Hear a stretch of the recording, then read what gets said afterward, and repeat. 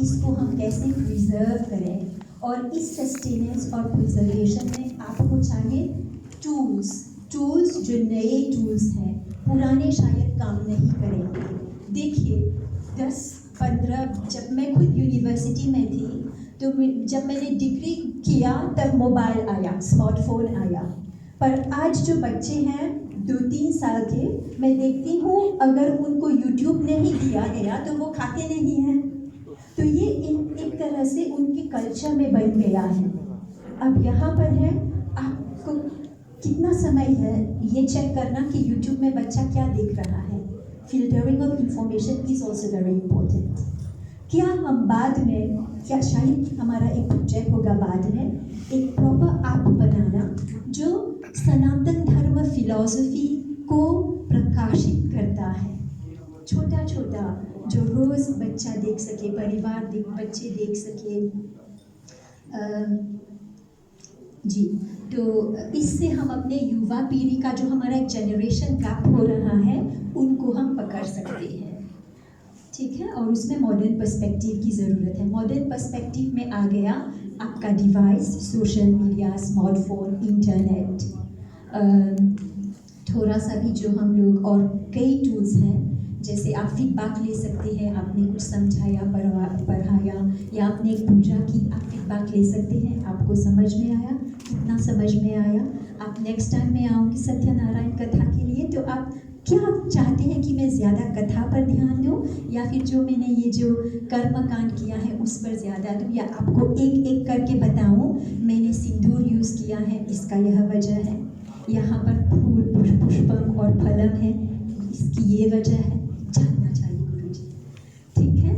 और दूसरी बात है हमारी, we have to ensure continuity of rituals, ceremonies and spiritual teachings. हमारी जो रूट है वो भारत से जुड़ा हुआ है। हम आज जो है हमारा अस्तित्व मॉरिशन है, पर डीप डाउन इंडो मॉरिशंस है। याद करें हम हमारे अपने एंसेस्टर्स को कि वो कितनी दुर्दशा में मॉरिशस में आए, कैसे उन्होंने हार्ड वर्क किया, अपना एक जगह बनाया, एक आइडेंटिटी क्रिएट किया, एक कम्युनिटी क्रिएट किया। और ये जो टेम्पल्स का जो रोल है ना, बहुत ही इम्पोर्टेंट है।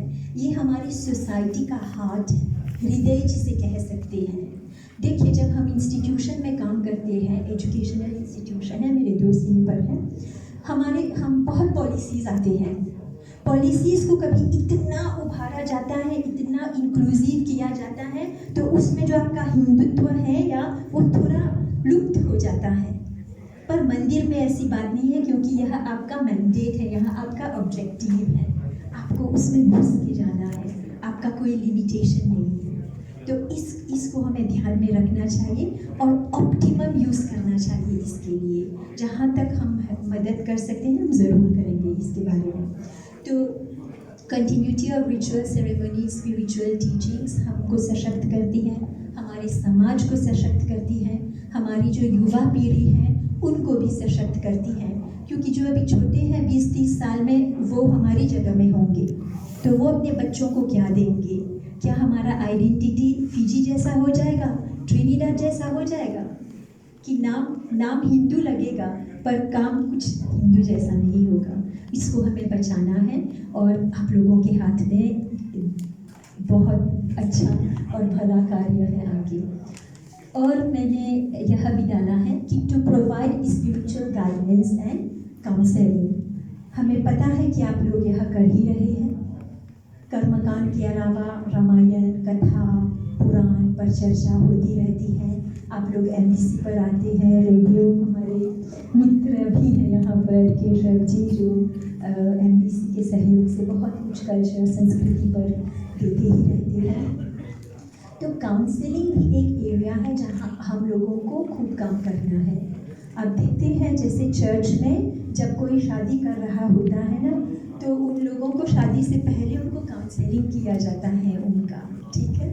कभी हम MGI में थे तो हमारे यहाँ भी यह प्रपोजल आया कि देखो जब हिंदुओं में अब शादी होगी तो आप ये लोग कीजिए। तो हमने कहा हमारे पुरोहितगण हैं already, more experience, more mature, जो सोसाइटी से जुड़ के काम कर रहे हैं,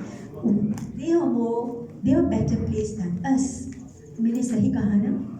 तो ये देखिए, हम लोगों को काम करना है डाइवोर्स रेट को ध्यान में रखकर, सेपरेशन, लिव इन रिलेशनशिप। आजकल के बच्चे शादी करना नहीं चाह रहे हैं। गृहस्थ आश्रम कितना इम्पोर्टेंट है सस्टेनेंस के लिए, ठीक है?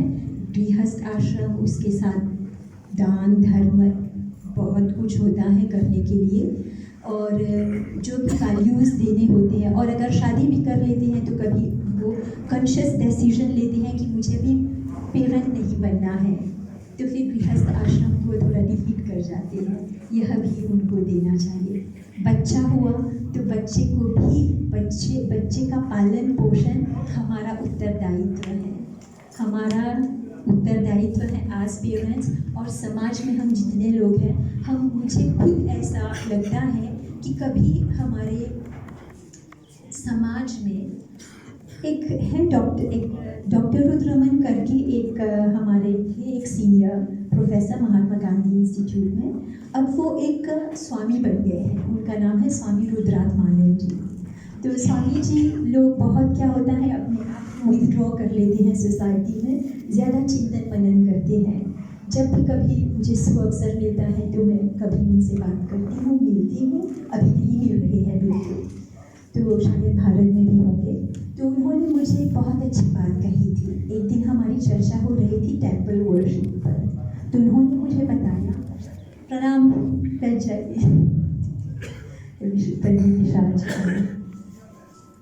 तो उन्होंने मुझे बताया कि जब ये टेम्पल वर्शिप, जब हम एक मंदिर होता है एक लोकेलिटी में, तो उसका कंडीशन होता है कि मान लीजिए आपका घर, मान लीजिए एक मंदिर है, उसके चारों ओर 20 या 25 घर हैं। उस 20-25 घर का उत्तरदायित्व, उसका अच्छे से घर में सब कुछ शांतिमय हो रहा है, बच्चे की शिक्षा हो रही है, वेतन आ रहा है, पंडित जी इसका ख्याल रखते हैं।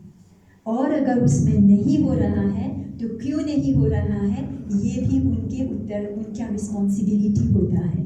तो देखिए, कहने की बात है कि वो एक गुरु है, सिर्फ पंडित पुरोहित नहीं है, एक गुरु है जो आपका मार्गदर्शक की तरह मार्गदर्शन भी करते हैं। उसके साथ साथ यह ख्याल रखते हैं कि आपके घर में सब कुछ कुशल मंगल चल रहा है। जब मैंने यह बात सुनी उनसे तो मुझे बहुत ही अच्छा लगा, और उस दिन मेरा जो रिस्पेक्ट है पुरोहित गणों के लिए और आगे और ऊपर बढ़ा।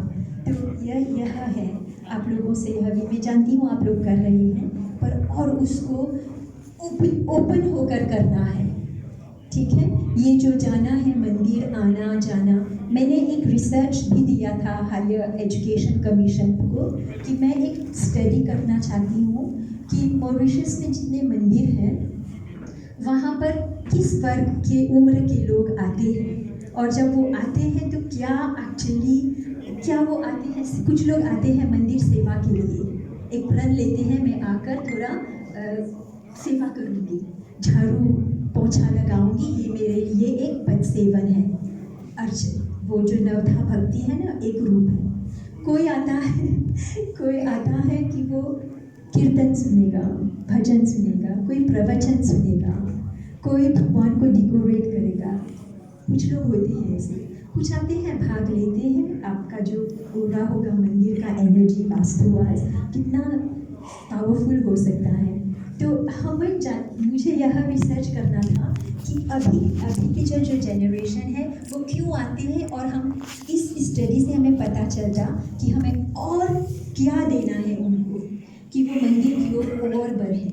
ये जो कल्चर है शिवालय का, मंदिर का, हम उनके साथ संपर्क रखें और इन्हीं के द्वारा यही तो चेंज लाएंगे ना। महात्मा गांधी ने कहा था कि आप खुद वो चेंज बने जो आप बाकियों में देखना चाहते हैं, तो हम मंदिर में ये शुरू कर सकते हैं, ठीक है।